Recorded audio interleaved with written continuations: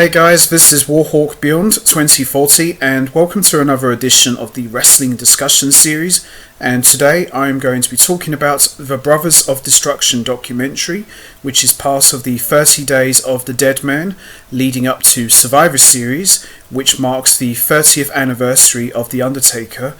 And having just finished watching this documentary, I have to say that this was a lot of fun. It was very enjoyable and very cool to see The Undertaker and Kane speak to each other out of character as Mark Calloway and Glenn Jacobs, as they talked about their respective characters, their shared legacy, their favourite memories, and all of the matches that they had together as opponents and as a team. And it was a lot of fun. There was a couple of things that were left out that I would have liked to have seen them address more. I would have liked to have heard them talk more about Paul Bearer because, as I've said before, as epic as The Undertaker and Kane story was, I don't think any of it would have been what it was if it wasn't for Paul Bearer, because Paul Bearer played such a huge role in this story and with the two characters as well. And another thing I would have liked to have seen them talk about more is in 1998, in the second half, Undertaker turned heel and reunited with Paul Bearer after feuding with one another for over 2 years, and they both turned on Kane, and Undertaker admitted that he deliberately set the fire that burned Kane as a child, and obviously Paul Bearer crapped on his own son. I would have liked to have seen them talk a little bit more about that, because in that second half of the angle, Undertaker and Kane and Paul Bearer all switched roles, because for the most part of that rivalry, Undertaker was the solid fan favourite that the fans were behind 100% and always stuck by him, and Kane was the big evil monster from hell with Paul Bearer by his side leading the way. I would have liked to have seen them talk more about the role reversals, because that was quite an interesting dynamic to see Kane suddenly become the fan favourite who everybody felt sorry for, and The Undertaker was now the evil monster with Paul Bearer, and obviously that all led to the Ministry of Darkness stuff. I just would have liked to have heard a little bit more about that, but what can you do really? But aside from all of that, this was highly enjoyable, and we got to hear about how the two of them first met each other. Glenn Jacobs and Mark Calloway met each other. I thought it was in 95, but it turns out it was actually 93, so that was quite an interesting little bit of history there that I learned about. And we see Glenn Jacobs, one of his earliest characters was the Unabomb.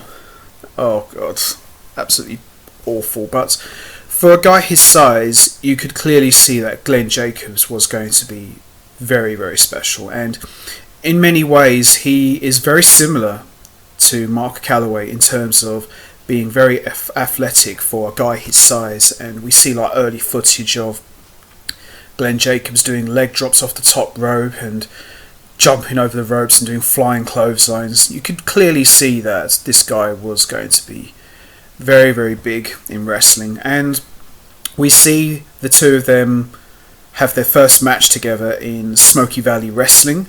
And obviously Undertaker at that time was super over. He was in his purple attire, and you can clearly see how Glenn Jacobs and Undertaker, their characters, you could clearly see that these guys were destined to do something very special in the future. So that was kind of nice to see that stuff. And they talk about Glenn Jacobs coming into the WWE as Isaac Yankem DDS, and it's quite funny to hear the two of them talk about how horrible the character was with the rotten teeth and the raggy curly blonde hair, and it's just laughable when you look back at how Glenn Jacobs' career started in WWE. You know, to go from being a dentist man to, what we know today. It's just absolutely funny, but at the same time incredible. And one thing I would have liked to seen them talk a bit more about, when they were talking about the Kane character, I saw a photograph of Kane making his entrance. It might have been in Madison Square Garden. I'm not sure. It might have been before Bad Blood, when he actually made his debut on television. There was a picture of Kane coming to the ring in a cape, in this dark flamed red cape. And I thought it looked pretty unusual, because the only other person who would wear something like that to the ring was, of course, The Undertaker. So it was quite interesting to see Kane wear that. I would have liked to have seen him bring that out for WrestleMania 14 for his entrance against Taker when they first faced each other for the first time. As a one-off, I think that would have been quite an interesting sight to see. So the two of them talk about the debut and how the Kane character came to be. And Undertaker, it's always awesome to see him talk out of character, and this was no different. And he says that when we were talking about an opponent for me to overcome, because I think they were preparing me for something bigger, and as soon as they said Kane and brother, obviously the Kane and Abel stuff, and Undertaker's face lit up, says that's perfect. It's absolutely brilliant. And the build-up itself, from May 1997 to October 1997, for me, was the best build-up for a debut I think I've ever seen. If you can think of anything else that's better than that, let me know, because I remember watching all of this go down at the time, and the storytelling just grew and grew. And you got to remember, Kane hadn't even made his debut on television yet. So we've gone for months and months hearing about this guy named Kane who got burned and was supposedly dead and all this sort of stuff. It was just amazing. And Paul Bearer's mic work during that build-up was just top notch. And as I've said in the last video that I did, which I talked about the Paul Bearer documentary, for me, 1997, 1998 and 99, but I would probably say more so 97, 98, was everybody's best work. It was Undertaker and Paul Bearer's best work, and it was Kane's best work as well. I mean, these guys were just on fire, no pun intended. And we see the debut at In Your House Bad Blood in the first ever Hell in a Cell match with Undertaker and Shawn Michaels, which I still say to this day is the best Hell in a Cell match ever. I don't care what anyone says. We've had lots of good Hell in a Cell matches, but you're never going to better that first one. And we see Kane come out, and I remember watching this. You got to remember, this is over 23 years ago this happened. No internet back then, so great time. And I remember the lights went out, this dark red lights came on, and the music was playing, and you see this big guy all dressed in red and black with a mask and long wet hair.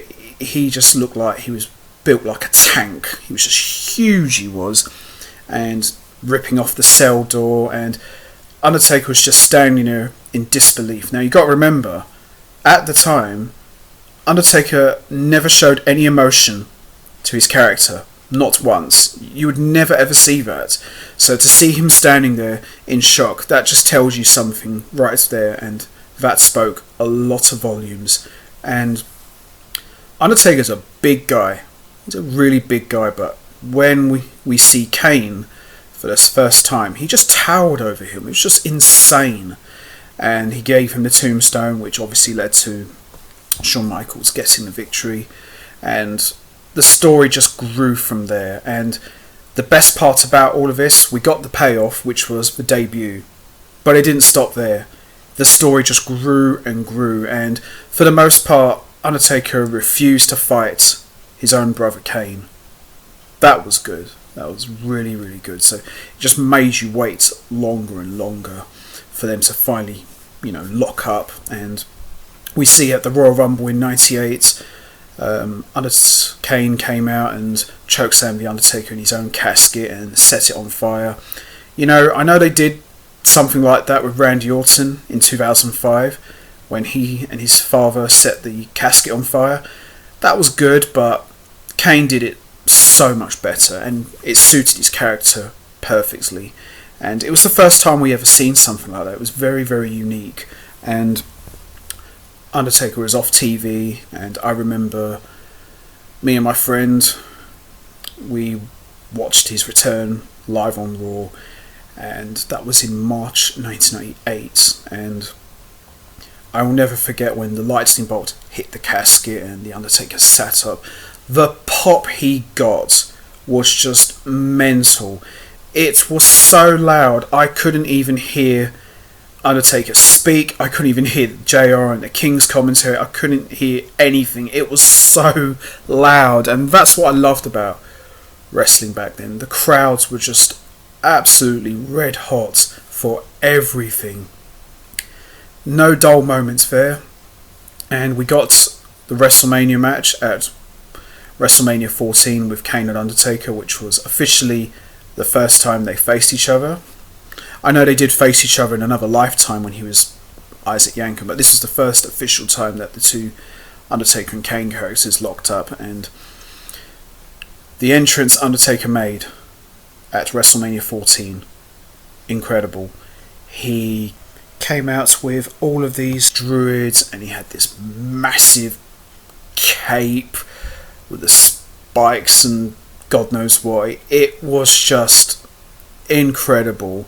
Lord of Darkness mode, brilliant. And out of all of the looks and personas Undertaker's had in his 30-year career, that look, the Lord of Darkness look from 1997 to 1998, that look in particular at WrestleMania, for me, is the ultimate Undertaker look. When I think of the Undertaker in terms of iconic looks or iconic moments and matches, I think of that look, because he was just on fire, super loved, over as hell. Everything about that look was just top notch, and that look for me was a huge part of the Attitude Era. And don't get me wrong, I love the Ministry of Darkness look. It's different, but that look, the Lord of Darkness look, was just insane. It was like something out of a dark fantasy movie. It was just insane and unbelievable moments. Never forget that. Would love to see him bring that out one last time, but probably he won't, but I'd love to see that one more time. It was just brilliant. I think he did bring a similar look to that in 2009. So it looked like he was trying to go back to that, but he never did. Shame, really, because I have so many great memories with that look. The match itself, an all-out war. I have never seen anybody at WrestleMania dominate The Undertaker like Kane did. I know Psycho Sid did at WrestleMania 97, but that match was terrible. I'm sorry. Just didn't like that match. This match was much better, had the whole build to it, everything going for it, and it was just a war, and Kane just dominated The Undertaker like I've never seen anyone do before. And it took 3 tombstones to beat Kane. 3 tombstones. I remember me and my friend watching this, and I remember the first time Undertaker hit Kane with the tombstone, and we thought, oh, that's it, Kane's done. And when he kicked out, we just looked at each other like, did that really just happen? So Undertaker quickly picked him up and went for a second one, and Kane kicked out again. It was like, oh my god, this guy's a monster. Oh dear, oh dear. And he finally put him down for the 3rd tombstone. Barely. And the thing about that match was, even though Kane lost, he came out of it stronger than he did going in. And that very rarely ever happens, you know. It was almost like Undertaker won the battle, but Kane won the war. And, you know, he knocked him out with a few chair shots, put a tombstone, on the chair to him and things like that, and he just walked out like a beast. Now the Inferno match, which was quite unique, and we hear these two talk about that. The Inferno match, the first one, absolutely mental. You'll never see anything like that again. I mean, we've had a few Inferno matches over the years, but you're not going to better that first one. And the moments that took my breath away was when Undertaker did the big dive over the top rope with the flames under him. It was like something out of a movie, you know. It's just like an action movie. Just, you know, you got your enemy out there and he's just going to dive right over and not take him out. It was just mad, absolutely mad. So the angle calls off by this point. They didn't really touch upon Paul Bearer being Kane's father. Would have liked to have heard more about that, because I felt that was a big part of the whole story. But they never addressed that, and we see Kane talk about him winning the world title from Stone Cold Steve Austin. The match itself, which was a first blood match, it was okay. Obviously they had to follow Undertaker versus Mankind, the Hell in a Cell match, which was just took insanity to new heights. And Kane winning the world title and then losing it the next night, still to this day, and I'm sure I speak for everyone, an absolute crime. Felt Kane could have just held the world title for a bit longer, at least maybe for a month or two, you know, at least. But it is what it is. But you can see Glenn was just happy that he got to win the title, and, you know, he was happy to drop it back to Austin the next night. The thing about Glenn Jacobs, he doesn't get talked about enough. He's one of the most unselfish guys in the business, and so is Mark Calloway, but I probably would say Glenn maybe a bit more. I mean, he's jobbed to so many different guys over the years and sacrificed his own character for the good of the business. What an amazing human being. Not many guys like that. I think Mark Calloway and Glenn Jacobs are two of the nicest and most loyal workers and human beings in the entire company. I've never heard anybody say anything bad about those two. They're such decent guys, and you can see that as they talk to each other, and they're very good friends, you know, which is very evident throughout this documentary. And they talk more about The Undertaker and Kane coming together as a team. Now this was a big turning point, because by this point in the summer of 1988, Undertaker and Kane had mostly been enemies. So to see those two dark forces come together as a team was huge. And I know Undertaker says his favourite incarnation of that team was 2001, when he became the American Badass. It was very popular, it was very over, but for me, that first version from 98, you're not going to better that. That was my favourite. I would have loved to have seen that version win the tag team titles. They just would have been unstoppable. And we hear Taker talk a bit more about why he went to the American Badass.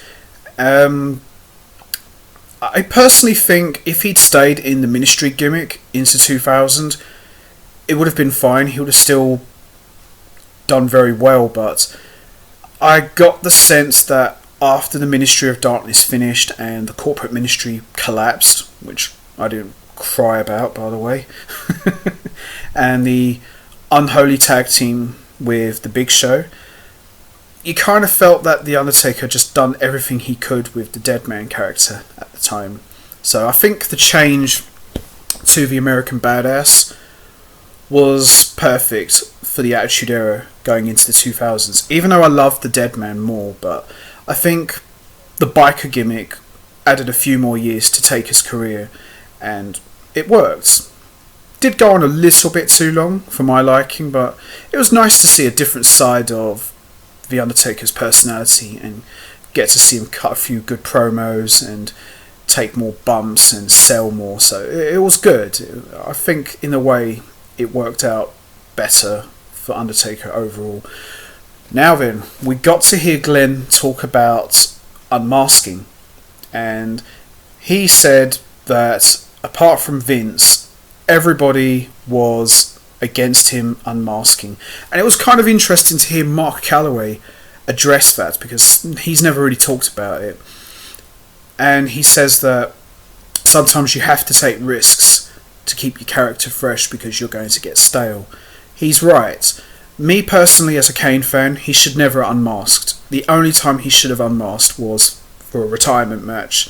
He takes his mask off and leaves it in the ring and goes. That would have been the perfect way to end the Kane character and retire Glenn Jacobs' career. But that didn't happen. I enjoyed Kane unmasked initially. I think it was about first 3 or 4 months I enjoyed it, and it just got a bit stale after. But it was cool to see Kane willing to try something new, because by that point I think Kane had been wearing the mask. I mean, he had different versions of the mask, including the open one where he was able to speak properly. I think he wore the mask for about maybe a good 6 or 7 years, so I suppose the change was fine. We got to hear him talk about WrestleMania 20, and it's quite funny. Mark says to Glenn, you dropped a big pile of dirt on me and buried me alive, and Glenn goes, oh no, it was good, wasn't it? It's funny to hear them joke about things like that. Very interesting that they didn't talk about Kane burying Taker the first time in 1988. I know it was really Austin who did it, but it was Kane did a lot of the dirty work, no pun intended. Very surprised they didn't touch on that. So we got to WrestleMania 20, and Undertaker came back as the Deadman, vanquished his brother Kane, and then they didn't really talk about them teaming up again in 2006, which probably wasn't as legendary as the first stuff they did in 1988 to 2001, but I would have liked to have heard a bit more about that stuff. We saw them talk about Kane and Taker's feud in 2010 when Kane became the world champion, and he beat Undertaker 3 straight times at 3 pay-per-views, which was Night of Champions, Hell in a Cell and Bragging Rights. Would have liked to have heard a bit more about that, but I'm glad they did talk about it here and there, and it was good to see Kane get some wins over Taker, because by that point he'd only beat Taker once. That was in 98 on Raw for a number 1 contenders match. Undertaker's always beaten him every single time, so to see Kane get a few more wins, that was good. I enjoyed that. And most of it was just them hooking up here and there, and we got to hear Glenn Jacobs talk about The Undertaker's WrestleMania undefeated streak coming to an end, and this was a topic that I have been waiting for him to address for a really long time, and I'm really glad that he did in this documentary. And he pretty much says that I was absolutely shocked when all of this happened. I was watching it backstage, I just walked out because I was so angry about what really happened. And it's very rare you hear a guy like Glenn talk like that, because from everything I've seen with him, he's a very calm, quiet, laid back dude, and to hear him say that he walked out because he was so angry as a fan that the streak had ended. And Mark Calloway even said the same, that I don't think the streak should have ended, but Brock Lesnar didn't need the rub as far as I'm concerned, but it's business and I was happy to do it, but I don't think it should have ended. And I absolutely agree. I don't think the streak should have ended, in my opinion. The only time I think the streak should have ended is if it was going to be for The Undertaker's final match and he retires, and that you knew going in, win, lose or draw, that this was going to be it for The Undertaker. His opponent goes over and The Undertaker rides off into the darkness. Done. That's how I would have done it, but what can you do? It is what it is, and it was really cool to hear Mark address that to Glenn. And he also talks about the match with Roman Reigns at WrestleMania 33, and we've heard The Undertaker talk about this a number of times in the Last Ride documentary. He says that, I don't think I should have been in that match, I wasn't able to train, I looked like a bloated Elvis, and I wanted something more for Roman Reigns. He deserved a whole lot more than what he got, and I was just not happy with the match. So it was very good that he got to address that to Kane. And, you know, as I said, we've heard this a number of times, and it is what it is. And he actually acknowledges that I thought this was it. I thought it was going to be all over for me, but it didn't happen, obviously. They showed a little bit of Survivor Series 2015, where they took out the Wyatt family, but most of it was just mainly about the early stuff from 97 to 98 and a little bit of 2010. But overall, this was a very good documentary, and I like what Taker says at the end here. He says that, you know, we've had an epic run together, 23 years, you know, who's to say it's actually even over? So obviously he's leaving the door open that these two could do something together one more time, and I'm hoping Kane will be part of the final farewell for Undertaker at the Survivor Series, because, you know, like they both said, they've both been a huge part of each other's careers and legacies, and you can't really have one without the other. So yeah, good stuff, I have to say. Overall, good stuff, and got to hear Kane say thank you to Undertaker at the end. Says, you know, I could not have had the career that I had if it wasn't for you, and if we had never met each other, I don't know how things would have turned out. So I'm always forever grateful for that. So yeah, really enjoyed this documentary a lot, and really good to see these two talk to each other out of character. So anyway, I'm going to wrap this up now. What did you think of the Brothers of Destruction documentary? Did you enjoy it? Is there anything you would have liked to see these two address? What was your favourite Undertaker and Kane match? Did you enjoy them as opponents, or did you enjoy them more when they were a team? What was your favourite moment with the Brothers of Destruction? You know what to do, guys.